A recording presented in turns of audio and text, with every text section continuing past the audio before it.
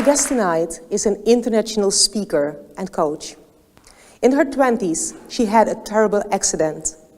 She was paralyzed. Years after, she almost died due to an allergic reaction. 8 miscarriages, and still she believes in miracles. Help me to welcome Joyce Kerels van Binsbergen.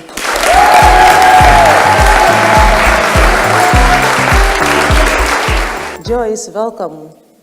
Thanks. When I think of you and all the things that I've heard you've been through, I can hear you say, I will survive. Why? Well, that is a really good question. I think life is too precious to not enjoy it. To not enjoy it. I really love every second of the day. Yeah. And I really love to be here. I really love to be alive, to be a mom, to be an entrepreneur, to be a partner, a daughter. Yeah. Every day is special. There is a miracle in every day. Yes. It sounds really, sleazy, but it is. It is, yeah. You had a very special start in life. Would you like to tell us something about that? Well, yeah, special. I was born in Korea out of a really strong mom, a Korean mom, and an American father. And my father moved when I was almost 2, and my mother couldn't, take care of me. So she did. Actually, the biggest gift you can give a child is to say, I want to have her to have this best life ever. Yeah. And I give her up for adoption. So I am more than grateful for what she's done. And I can imagine what she's went through. Yeah. First of all, her husband leaving. And second of all, then, giving your child away to give her a better life. Yes. That is the ultimate sacrifice a mother can make. Yeah. So you have experienced that as a gift and not wondering why did she do that? I'm absolutely honored to be her daughter. Yeah. That a woman is that strong that she can completely sacrifice herself for the good of her child. And doing this is, I have the deepest respect. Wow. I'm a mom myself, so I know what it feels like. Yeah. So you were adopted when you were 2? Yep. And you moved to the Netherlands right away? Or? Yes, I came here in this wonderful country. Yeah. Wow. So did you ever go back? You never went back? No, I never. Wow. I never did. I the parents that I got here are my parents. And the life that I have here is my life. I know my roots are somewhere between America and Korea, but I always felt like a global citizen. But I'm more than proud to have this Dutch passport and, roots here. So you never met your biological mom also? No. No, okay. I knew her for 2 years, so she's in my heart. She's ingrained in my body, but vividly, there is no memory, just pictures. No. So you have your 2 parents here in Holland, and that is, you're happy and healthy. You were a happy, healthy child when you were growing up. Absolutely. Yeah, yes. I was always running around doing crazy stuff. I still do, actually. Okay. Nothing changed that much. No, but I was really, really enjoying life and doing all the stuff kids do. And trying to find the boundaries where my parents could cope with the craziness I had. Wow. So, So that went on until you were like 20 years old? Yep. And then something drastically changed. When I was 8 years old, I stood on a field hockey pitch, and I was this little girl, sitting on the sideline, picking up all the balls that went out of sight of the pitch. And I was really proud with that spare ball because I had a job putting the ball back when it was off the pitch. And my trainer and coach was on that pitch, and he won the European Championship. And I thought, when I grow up, I want to be like him, and I want to play for the national team, and be there. That was like the ultimate dream. So I started training a lot for field hockey. And in my early 20s, I was pretty good and at the highest level I could reach. And then I was running that way on Tuesday evening, and there was another girl a little bit bigger than I am running that way, and we bumped into each other in full speed, and I literally flew in the air, and I landed on my neck, and that is not something your neck is made for. No. So everything went pitch black from there on, and I woke up in the hospital, and there was this neurologist telling me, Joyce, you will never ever walk again. You have a 99% chance of being in a wheelchair for the rest of your life. And as crazy as I still am, but was then, I said, that's impossible because I still have to play against Argentina because I promised myself. And the only reply he had was like, you have a concussion, go to sleep, I'll talk to you in the morning. And the whole night I was wondering, like, you know, what am I doing here? Why is my body not responding? And the ceiling wasn't really interesting. And that number kept on going in my head, that 99, 99. And I thought, why didn't he say 100? So the next morning he came back and he repeated, and he said, you know, you have a 99% of chance of never ever walking again. And then I asked him, are you sure? And he said, yes. So I said, cool.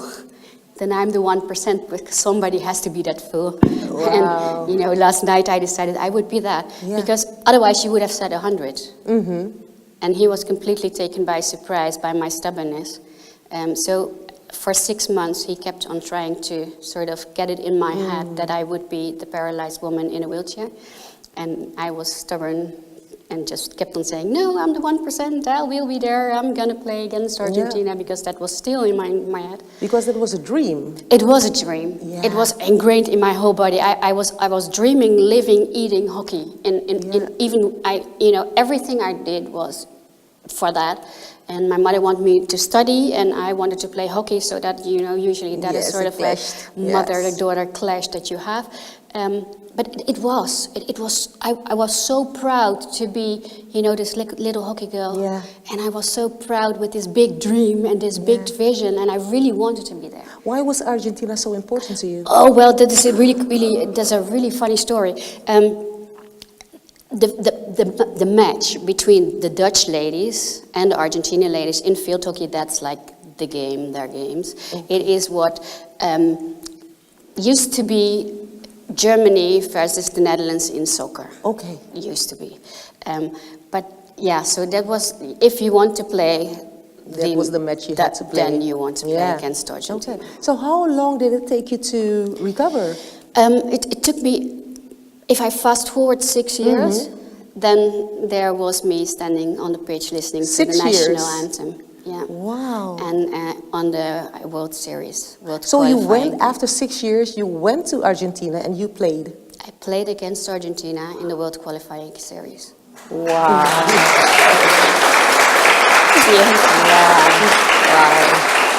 Wow. Great. So afterwards, you had a death experience. Can you tell us a bit about that? Yeah.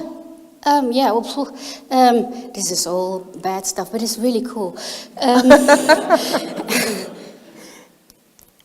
I am really allergic, like deadly allergic to a sort of food, and I didn't know that. So I was eating, like we all do, and as it happens to be food that is basically in every meal people cook, it was hard to avoid it. I knew I had something against it, but this was like really severe. So I ended up in the ER having like a really severe allergy attack. Wow. And basically I suffocated. And I was lying there, and there was all these people running around me, which was, it is crazy. There's 20 people running around you, screaming, putting needles in you, and you're trying to breathe. That was basically it. And suddenly, there, you know the movies where you see your heart? Yes. And then you hear this beep? I saw it. And I realized, that is funny. That's me. I'm dying. Oh no, I'm dead. And that's the last thing I remember. Just telling myself, and even laughing back then and making stupid jokes about me. That was like, okay, that's funny, I'm dead. Okay. Oh, that's me. And then I floated out of me, and I saw the whole scene And I could pinpoint, and afterwards I recalled the story to the anesthesiologist who tried to revive me, and actually he did. Because of him I'm sitting here. But I could literally tell what he said when I came back, the moment I bumped back onto the earth again. What he shouted, how many people were in the room, what they did, where they were running to, what they asked him to do, and how many needles they put in me, and all the pedals and all these. I could literally, every second, I could retell him. Wow. And he was so interested in the story that he said, wow, I want to learn more of this. Yeah. So he is now actually studying to do that. Wow. Going forward. But it made me realize that your life can be over in an instant. In an instant. It can be over like that. So, and before that, I was running from A to B, making career, trying to move up a ladder, being, this wonderful wife, everything. And I wasn't living, I was only running every single day. I wasn't living, I wasn't feeling, I wasn't having any emotions, just trying to get from one goal to the next, to the next. Like I was raised, get the best out of your life and do the most you can. And so did your life change after this experience? Yes, I did. Wow. Yeah, What is the biggest change that you've been through? I never run. You never run again? Literally, I never run anymore. Okay. No, it's just, I can enjoy this, just one flower, just a sip of water, just, a smile of somebody on the street. Wow. I can literally enjoy nothing, just being here and breathing. Yes. Breathing is pretty intense. Yeah. Yes, and that's very nice because you have of course you're an entrepreneur. And your company is called? Enjoy. Enjoy. Yeah. So Enjoy. How So surprising. that fits the whole picture of everything you have been through and the way you live your life today. Yeah, Enjoy. absolutely.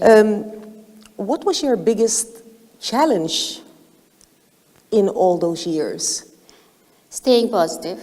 Staying positive. And staying positive amongst people who were very negative. Wow. Wow. Yeah. So how did you do that? How did you cope with those people? I tried to find new people around me. And I really was actively, and I'm still actively looking and surrounding myself with positive, like-minded women, men, children. I teach my own children the same thing. To look for the positive things in life, to grow from their strength instead of, focusing on their weaknesses. If you look at the school system that we have and the whole system we are living in, it's based on negative things. You did that wrong, and the red crosses in your little book, and there is this teacher coming and says, red, it's not good. Instead of the pictures you got when you were 6 years old, I got the picture because I had everything right. Like, ooh, I got this sticker. Yes. And why don't we do that more? Because reinforcement is better for your brain. Yes. Reinforcement is better for your body. You lose 75% of your total abilities in brain power, in muscle power, in everything. If you just look at the negative things in life and say, okay, I can't do this. How on earth am I going to do this? If you look at this is what I can, and I had to do that for years on end, there was a time that only this thumb could move, not even a millimeter, but I just felt it moved. And I thought, if you can do it, then the rest can do too. But that is not like one day and to the next that your leg is moving, like, hey, wow, it's moving. No, it takes, sometimes it took me months to even get this silly movement done, or this is what we think is easy, but it's normal. It's not. It's not. Speaking, lifting your head, all the little things, every step I had to learn. Wow. At one point I could move forward, but I couldn't break. Yes. My brain wasn't wired to break. So there is only one solution, and that is a wall. There is always a wall somewhere. And that was my break. So that was the way to stop. And I learned to accelerate, so I could almost run, but I couldn't break. No. So I had to aim for the least hard wall to stop. To stop you, yeah. Or a person to stop me. Yeah. And I was literally falling on the floor. But if if you focus on, I know I can't walk, I can't do this, then you get depressed. Exactly. You really have to look at what you have. Yes. Look at all the things we have in life. We have so much here, especially in the Netherlands. We are pretty rich, all of us. There is a good system. There is a support system. We have so much, and we have a tendency of every day looking at what we don't have. Or, being negative about things that we want to have. Yeah. Oh, I would like to have this, if only. But if you just, be comfortable in the body What you you have, have. in who you are, life becomes so much easier. Yes. It's so much fun. Thanks. Thank you.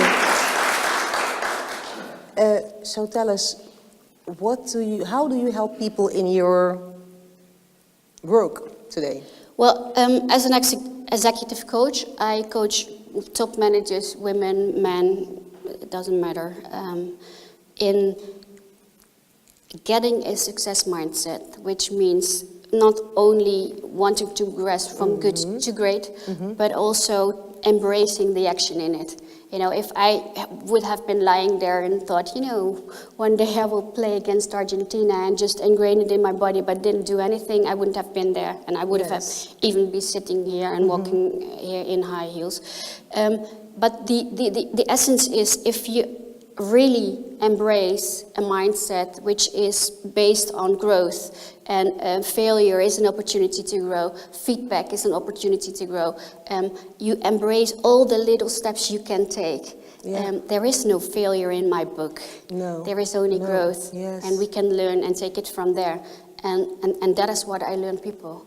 I have a 7-step program, and I teach people actually how to move forward and how to embrace that and how to be comfortable with who they are and find the power within, instead of relying on other people or on a job or on a status to have that power and gain that power. Yes. If you have it from within, you don't need anybody to feel comfortable and feel happy. But the challenge is to find it within. The challenge is to find it. Find it and then use it, put it to use. Yes. Yeah, and the challenge is the positivity.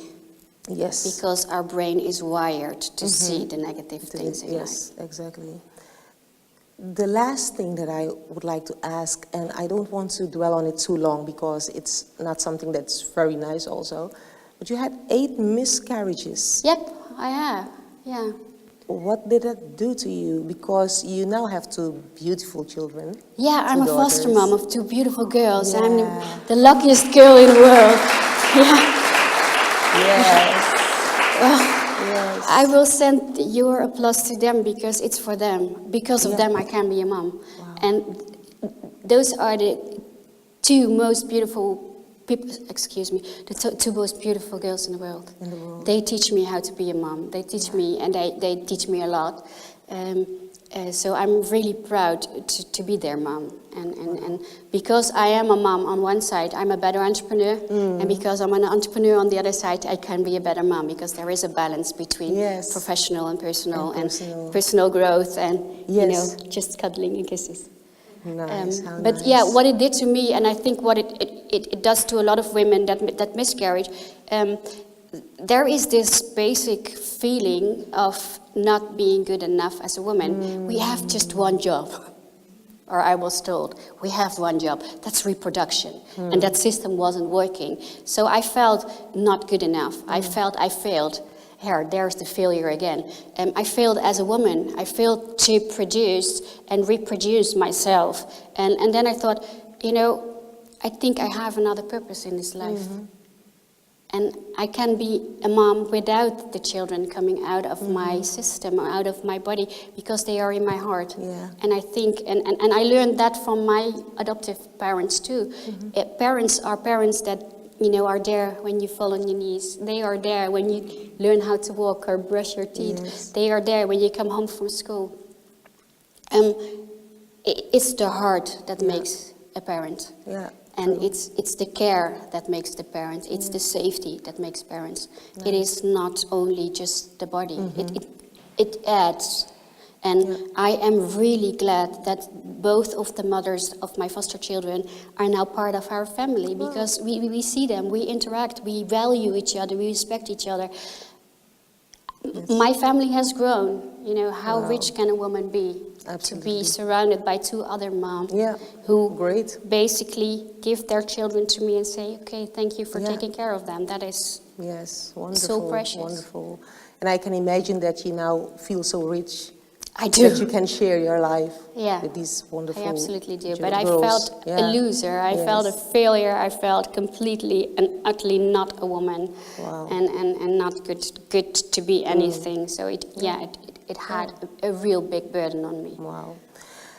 You're a successful international coach, executive coach, speaker, and I'm so grateful that I have you here and that you had a time that you took the time to be here, because I know you would be traveling today and you postponed your traveling just to be here tonight, and I'm so grateful for that. Thank you very much for making the time to be with us. I would like to ask the audience if they have any question for you. Oh, yeah, sure. If if there is anything that you would like to ask or say to Joyce, then this is your opportunity, and it can be in Dutch. Yeah, well, of course. You've had an amazing life with a lot of lessons, and you mentioned in between your story about a book. And I'm very curious about what the title is of the book. The book I'm reading, or the book I just wrote? You wrote. Well, that is about unleash your voice. And I wrote it with 16 women from all over the world. And it is about, you know, how we as women can speak out, speak up, and do it in the most profound way we can. Thank you for sharing your story, Joyce. I don't have a question. I just wanted to share that your story is so really inspiring, and I really got the shivers, and I just really hope with the book that people connect with that and that shiver, and that awakens and unleashes their power as well. So it's wonderful the work you're doing. Thank you. Thank you. Thanks. So ma'am, I had this question that you are an entrepreneur. So at what age, like, you started your business or your firm? My film, I started it 12 years ago. And you're really asking my age right now. I am almost 50 years old. And absolutely enjoying it. I can be 50, yeah. So I started it 12 years ago, almost 13 years ago now. Okay, thanks. Thank you. So, I don't have a question, but I just wanted to let you know that you've really, really inspired me. As a mom also, I'm always trying to find the balance between being a mom and being in my work life, and I think it's very nice to see someone sharing that, how it's so beautiful to be a mom and to give so much of yourself to your children. So I just want to thank you for that, and I thought it was really, really nice. Thank you. Thank you. That is so nice. yeah. Thank you so much for being here, Joyce, and thank you for sharing your story with us. It was wonderful, and as you can hear, many, many people were inspired, and I'm sure that looking at this video, at this interview, people at home also will be inspired. You're doing a great job, and I would like to say, keep on doing what you're doing and keep on inspiring people. When your book is ready, I'd like to have a copy. I will sign it too. And thanks you. for inviting me to your lovely talk show. Thanks. Thank you. You're welcome. For the viewers at home, I would like to thank you for watching. I hope you have been inspired by the story that Joyce has shared with us. Keep following us, like us on Facebook, subscribe to our YouTube channel so that you can be informed of all the interviews that we post. I hope to see you next time.